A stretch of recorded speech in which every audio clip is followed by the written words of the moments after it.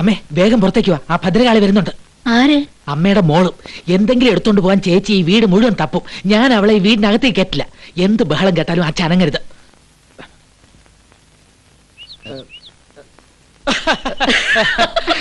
കഴിഞ്ഞ ആഴ്ച ചേട്ടൻ കായെടുക്കാൻ പൊള്ളാച്ചി പോയിട്ട് 11 ദിവസം കഴിഞ്ഞിട്ടാ വന്നത്. അപ്പൊ വന്ന് അമ്മയുടെ നിക്കാന്ന് വിചാരിച്ചിട്ട് നടന്നില്ല. അതേതായാലും നന്നായി. അമ്മ ഇവിടെ ഒരു വിധം സുഖമായിട്ട് കഴിയുന്നുണ്ട്. ഇപ്പൊ പ്രശ്നം എന്താണെന്ന് വെച്ചാല് വന്നേ, നമ്മളെയൊക്കെ അധിക നേരം കണ്ടുകൊണ്ടിരിക്കുന്നത് അമ്മയ്ക്ക് വിഷമമാണ്. ഞങ്ങളാരും അമ്മയുടെ മുമ്പ് പോവാറ് തന്നെ ഇല്ല. അതുകൊണ്ട് അമ്മയുടെ മനസ്സ് വേദനിപ്പിക്കാതെ തൽക്കാലം നിങ്ങൾ രണ്ടുപേരും പൊക്കോ.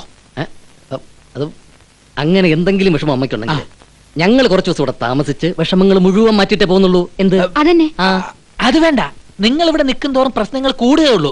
സമയം കളയണ്ട, രണ്ടുപേരും സ്ഥലം വിട്ടോ. വിനയ, നീ എന്റെ അനിയനല്ലേ? അതെ. ഇൻഷുറൻസിന്റെ കാശ് ഞങ്ങളെ കൊണ്ട് തൊടിയിക്കാതിരിക്കാനുള്ള നിന്റെ അടവ് ഈ ചേച്ചിക്ക് മനസ്സിലാവില്ലടാ. ചേട്ടൻ ചെന്ന് കുളിച്ച് ഷർട്ടും മുണ്ടും മാറ്റ്. നമ്മള് 10 ദിവസം കഴിഞ്ഞിട്ടേ ഇവിടുന്ന് പോകുന്നുള്ളൂ. അതെ, ബാത്റൂം ഫ്രീ ആയിരിക്കുമല്ലോ. അങ്ങനെ ഇപ്പൊ പോണ്ട. തടയണ്ട. ഭാര്യ വീട്ടിൽ കുറച്ചു ദിവസം താമസിക്കാൻ ഏതളിയനും ഈ ഇന്ത്യയിൽ അവകാശമുണ്ട്. അവകാശങ്ങളൊക്കെ കണക്ക് പറഞ്ഞ് വാങ്ങിച്ചിട്ടല്ലേ അളിയൻ ഇവളെ സ്വീകരിച്ചത്? എന്ത് വാങ്ങിച്ചതാ പറയുന്നേ? എപ്പോ വാങ്ങിച്ചെന്ന് ഈ പറയുന്നത്? പറഞ്ഞ സ്വർണം തന്നോ? എനിക്ക് കട തുടങ്ങാൻ കാശ് തരാന്ന് പറഞ്ഞിട്ട് അത് തന്നോ? ഇൻഷുറൻസിന്റെ പണത്തിൽ നിന്ന് 1-2 ലക്ഷം രൂപ എനിക്ക് തരാമെന്ന് അച്ഛൻ പണ്ടേ പറഞ്ഞിട്ടുള്ളതാ. അച്ഛൻ എന്ന് പറഞ്ഞു? നിങ്ങളാരും കേട്ടിട്ടില്ലെന്നേ ഉള്ളൂ. അച്ഛൻ അങ്ങനെ ഒരുപാട് കാര്യങ്ങൾ എന്നോട് പറഞ്ഞിട്ടുണ്ട്. ഒരു മരുമകൻ എന്ന നിലയിൽ എന്നോടും ചിലതൊക്കെ പറഞ്ഞിട്ടുണ്ട്. ഇപ്പൊ അതൊന്നും പറയാനുള്ള സമയമല്ല. വേഗം സ്ഥലം വിട. വിട്ടില്ലെങ്കിലോ രണ്ടിനെ പിടിച്ച് പുറത്താക്കും. എനിക്ക് ഈ വീട്ടിൽ എന്തെങ്കിലും വില ഉണ്ടെന്ന് അറിയണമല്ലോ. അമ്മ ഇത് കണ്ടില്ലേ? അച്ഛൻ ജീവിച്ചിരുന്നെങ്കിൽ എനിക്ക് ഈ സ്ഥിതി വരുമായിരുന്നു. ഈ കള്ള അഭിനയം ഒന്നും ഇവിടെ വേണ്ട. അളിയോ, അളിയന്റെ കളിയൊന്നും ഇവിടെ ആരും അറിയില്ല എന്ന് വിചാരിക്കണ്ട. ആ കോളേജിന്റെ മുന്നിലെ പുത്തൻ കെട്ടിടത്തിൽ ഫ്ലാറ്റ് വാങ്ങാൻ അളിയൻ അഡ്വാൻസ് കൊടുത്തത് 7 കാശ് മുന്നിൽ കണ്ടിട്ടാന്നൊക്കെ എനിക്കറിയാം. അങ്ങനെയാണെങ്കിൽ തന്നെ അതിന്റെ കഴിവാ.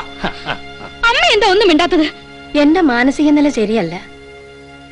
എനിക്ക് ഭ്രാന്തായത് നീ അറിഞ്ഞില്ലേ? നീ വാടി. ഈ നാട്ടിൽ നീതി നിയമം ഉണ്ടെന്ന് ഞാനത് നോക്കട്ടെ. പ്രോവിഡന്റ് ഫണ്ടോ പോയി. ഇനിയിപ്പോ ഇൻഷുറൻസ് നമ്മളെ കൊണ്ട് തൊടിയിക്കില്ല എന്നാണ് അളിയന്മാരുടെ ഭാവമെങ്കിലേ ഇവിടെ ചോരപ്പുഴ ഒഴുകും.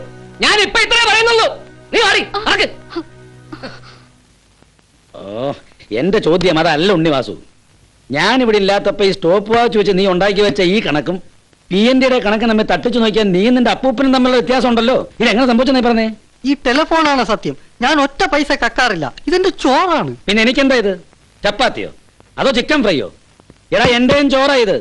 രൂപ 1247 വ്യത്യാസമായി കാണുന്നേ. ഇതെവിടെ പോയെന്നാ? ഇത്രയൊക്കെ എങ്ങനെ വ്യത്യാസം വരുന്നത്? ഒരു കാലത്തും വരാൻ വഴിയില്ല. അത് തന്നെയാടാ ഞാനും പറയുന്നത്. ഇങ്ങനെയാണെ നിന്നെ ഇവിടെ എടുത്താൻ ബുദ്ധിമുട്ടാ. അത് ശരി. അപ്പൊ കണക്ക് നോക്കി കണക്ക് പറയിപ്പിക്കുന്ന ഒരവസ്ഥയിലേക്ക് തന്നെയാണ് സുധാകരൻ മുതലാളി നീങ്ങുന്നത്. ഏത് വകുപ്പ് മുറുക്കി പിടിച്ചിട്ടാ എന്നിവിടെ ഇരുത്താൻ പറ്റിയാലെന്ന് മുതലാളി പറയുന്നത്? ഇതിന്റെ ലൈസൻസ് ഞാനാണ്. മുതലാളി ഇവിടെ ഇരുത്തണമെന്ന് ഞാനാ തീരുമാനിക്കേണ്ടത്. 500 1000 കൊടുത്താൽ ദിവസം വിടാതിരിക്കാൻ ഇഷ്ടം പോലെ മുതലാളിമാരെ കിട്ടും. നല്ല കനത്ത അടിയായിരുന്നല്ലേ? കഴുത്തിലെ 2 കശേരികൾ ഒടിഞ്ഞിട്ടുണ്ടെന്നാണ് അവൻ പരാതി എന്നിരിക്കുന്നത്. എന്റെ ബൂത്തിൽ കയറി വന്ന് എന്നെ മനഃപൂർവ്വം മർദ്ദിച്ച് അവശനാക്കി. നിങ്ങളോട് ആര് പറഞ്ഞു സുധാകര നിയമം കയ്യിലെടുക്കാൻ? അവൻ വല്ല കള്ളത്തരം ഒപ്പിക്കുന്നുണ്ടെന്ന് തോന്നിയാൽ തന്നെ അവന്റെ ആ ബൂത്ത് വിലയ്ക്ക് വാങ്ങിയത് രേഖ ഉണ്ടാക്കി ഒരു 4 എണ്ണം പൂശ എന്നോട് പറഞ്ഞാൽ പോരായിരുന്നോ? നിങ്ങളെ കൊണ്ട് ഒരാളെ നേരാമണ്ണം തല്ലാൻ പോലും പറ്റില്ലെന്ന് ഇപ്പൊ മനസ്സിലായല്ലോ. സാർ, ഞാനും ഒരു പരാതി എഴുതി അങ്ങോട്ട് വന്നാലോ? ആ പരാതി എഴുതിയ കടലാസ് ചുരുട്ടിക്കൂട്ടി ഉണ്ടയാക്കി നമുക്ക് പന്ത് കളിക്കാം. കാണാൻ ഒരു ചവണ പോലെയാണെങ്കിലും ആ ഉണ്ണിവാസുവിന് നല്ല രാഷ്ട്രീയ ബന്ധമാണ്. അവൻ ആരെയൊക്കെയോ കണ്ടു പറഞ്ഞ് അവൻ ആ ബൂത്ത് സ്വന്തമാക്കി കഴിഞ്ഞു. തനിക്ക് വേണ്ട ഇനി ഒരു കാര്യം ചെയ്യാം. അവിടെ ചെന്ന് കാശ് കൊടുത്ത് STD വിളിക്കല്ലേ പൂപ്പ?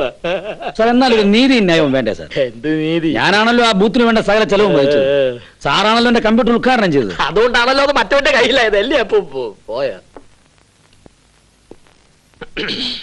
സുധാര, മ്യൂസിക് കാസറ്റിന് ഇപ്പൊ നല്ല ഡിമാൻഡാ. ആ രീതിയിലൊരു ബിസിനസ് സുധാരന്? അയ്യോ വേണ്ട സാർ, ഇപ്പൊ ഒന്നും പറയണ്ട.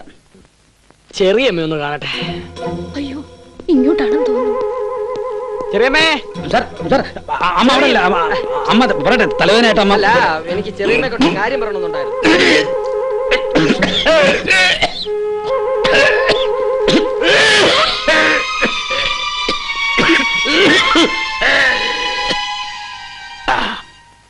Cool down.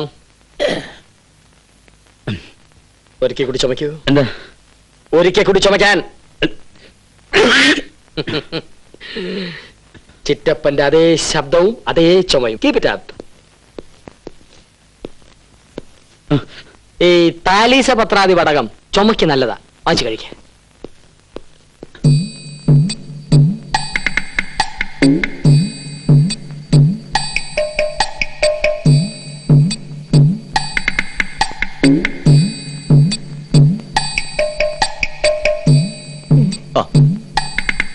ഗുരുവേ,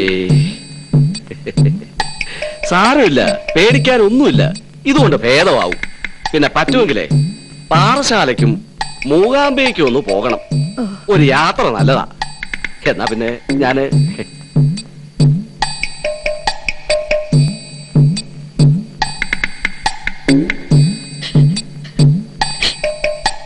പാറശാലിന്ന് വന്ന മന്ത്രവാദി ഉറക്കം കെട്ടിപ്പോയി. എന്നിട്ടും അങ്ങേർക്ക് ഒരു കുറവുമില്ല. കുറുപ്പ് ചേട്ടൻ ഈ ചുറ്റുവട്ടത്ത് തന്നെ ഉണ്ടെന്ന് അങ്ങോട്ട് ഉറപ്പിച്ച് പറയാ. കമ്പനി പോക്ക് നിർത്തി. ഞാൻ എന്റെ അനിയനെ ഒന്ന് കത്തെഴുതി വരുത്തിയാലോ എന്ന് ആലോചിക്കുക. ചോറ്റാനിക്കരി ഒന്ന് കൊണ്ടുപോകണം. പേടിക്കാതിരിക്കുന്ന നാരായണിക്കുട്ടി. എങ്ങനെ പേടിക്കാതിരിക്കാനാ ചേച്ചി? എപ്പോഴും മൗന. എന്തെങ്കിലും പറയുകയാണെങ്കിൽ അത് കുറുപ്പിച്ചേട്ടിനെ പറ്റി മാത്രമായിരിക്കും. അവരത്രയ്ക്ക് അടുത്ത് കഴിഞ്ഞവരല്ലേ. മരിച്ചാലും സ്നേഹം മറക്കാൻ പറ്റുന്നുണ്ടാവില്ല. അതുകൊണ്ടല്ലേ മൂപ്പരുടെ അടുത്ത് മാത്രം വന്നത്. ഒരു കാര്യം ചോദിക്കട്ടെ, സ്നേഹമുള്ള മുമ്പിൽ ആത്മാക്കൾ പ്രത്യക്ഷപ്പെടാന്ന് വെച്ചാ ആദ്യം പ്രത്യക്ഷപ്പെടേണ്ടത് നിങ്ങളുടെ മുമ്പിലല്ലേ? ചേച്ചി അങ്ങനെ എന്തെങ്കിലും കണ്ടിട്ടുണ്ടോ? ഇങ്ങനെയൊക്കെ ചോദിച്ചാ ഞാൻ എന്താ പറയാ? ഞാൻ എന്നും നല്ല നിലയിലേ അങ്ങാരെ കണ്ടിട്ടുള്ളൂ. ഞാനങ്ങോട്ട് ചെല്ലട്ടെ. പൂജാമുറിന്ന് ഇറങ്ങാറായി. എപ്പോഴും ചന്ദനത്തിരിയും കത്തിച്ചു വെച്ച് പ്രാർത്ഥനയാ. പോട്ടെ.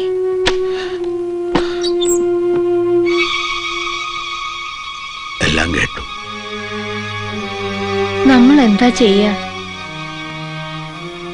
അടിയോടി എന്റെ ഏറ്റവും വലിയ സുഹൃത്താ.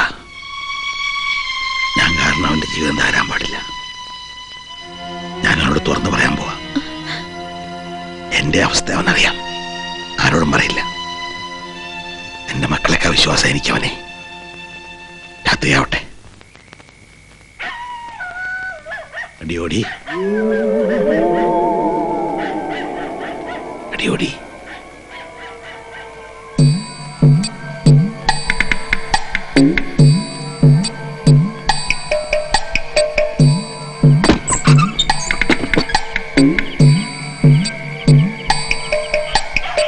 ഇവിടെ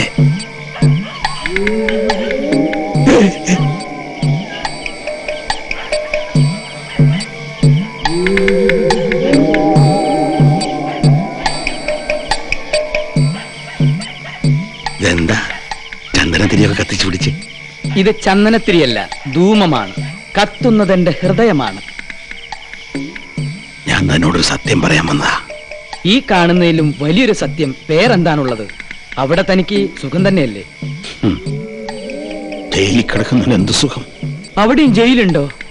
തനിക്ക് ജയിലാണെങ്കിൽ എന്റെയൊക്കെ സ്ഥിതി എന്തായിരിക്കും? എന്നെ അവർ നൂൽപാലത്തിൽ കൂടി നടത്തി തിളയ്ക്കുന്ന വെളിച്ചെണ്ണയിലിട്ട് പൊരിക്കും. കള്ളക്കണാരനെ നരക തീയിലിട്ട് ചെകുത്താൻമാർ അമ്മാനമാടും. അടിയോടി, തന്നോടൊന്ന് തുറന്ന് സംസാരിക്കാനാ ഞാൻ വന്നത്. സംസാരിച്ചോളൂ. ഇനി ഞാനൊരു സത്യം പറയട്ടെ. എനിക്കിപ്പോ തീരെ പേടിയില്ല. ഞാൻ മരിച്ചിട്ടില്ല അടിയോടി. ആത്മാവിന് ഒരിക്കലും മരണമില്ല. അത് പഞ്ചഭൂതങ്ങളിൽ അധിഷ്ഠിതമാണ്. ആത്മാവ് എടുത്തു ധരിക്കുന്ന വെറും ഒരു ഉടുപ്പ് മാത്രമല്ലേ മനുഷ്യജന്മം? എന്തൊക്കെയായി പറയുന്നത്? തന്റെ തെറ്റിദ്ധാരണ മാറ്റാനാ ഞാൻ വന്നത്. എനിക്കൊരു മനസ്സമാധാനം ഇല്ലാണ്ടായിട്ട് നാളെ എത്ര എന്നറിയാവോ? എങ്ങനെ മനസ്സമാധാനം ഉണ്ടാവും? ആത്മാവിന് വേണ്ടുന്ന കർമ്മങ്ങളൊന്നും തന്റെ മക്കൾ ചെയ്തിട്ടില്ല. മരിച്ചെങ്കിലല്ലേ കർമ്മങ്ങൾ ചെയ്യേണ്ട ആവശ്യമുള്ളൂ. ഞാൻ മരിച്ചിട്ടില്ല. സംശയമുണ്ടെ തൊട്ടു നോക്ക്. ഞാൻ തൊടും. നേരത്തെ പറഞ്ഞു എനിക്ക് പേടിയില്ലെന്ന്. തൊടൂ. തൊടട്ടെ? ഞാനിപ്പോ തൊടും. തൊട്ടോളൂ. എനിക്ക് പേടിയില്ല, ഞാൻ തൊടാൻ പോവാ. ചേട്ടൻ എന്താ ഈ പാതിരാത്രിക്ക് കൈ നീട്ടി നിൽക്കുന്നത്? ദേ എന്ത്? ദേ നിക്കണു നിന്റെ അച്ഛൻ. അച്ഛനോ? എവിടെ? നീ കാണുന്നില്ലേ? എനിക്ക് കാണാം. ദേ. എന്താ ചേട്ടാ ഈ പറയുന്നത്? അയ്യോ ദേന്ന്. ഇവിടെ ആരും ഇല്ലല്ലോ. ദേ ഒരു നിക്കണു. മണ്ണാങ്കട്ടയില്ല. എന്താ ചേട്ടാ ഇത്? രാത്രി കിടന്നുറങ്ങാതെ വല്ല ചെടി അനങ്ങുന്നതോ നിലാ വീഴുന്നതോ കണ്ടാ മതി, അപ്പൊ ആത്മാവായി പ്രേതമായി. ദേ പോണു. എന്ത് ദേ പോണെന്നാ? പോണൂന്ന്. എല്ലാം ചേട്ടന്റെ ഓരോ തോന്നലല്ലേ? അയ്യോ എന്റെ ദൈവമേ, നിങ്ങൾ എങ്ങനെ ഇവിടെ എത്തി? നമ്മുടെ കുറുപ്പ് പരലോകത്ത് ജയിലിൽ അടിപ്പാവാം. ഇതൊന്നും കേട്ട് ചേച്ചി പേടിക്കണ്ട. അകത്ത് കൊണ്ടുപോയി കിടത്തി ഉറക്ക. അകത്തേക്ക് വരൂ. ഞാൻ കണ്ടു, സംസാരിച്ചു. വരൂ. ദേ പോണ്ടേ.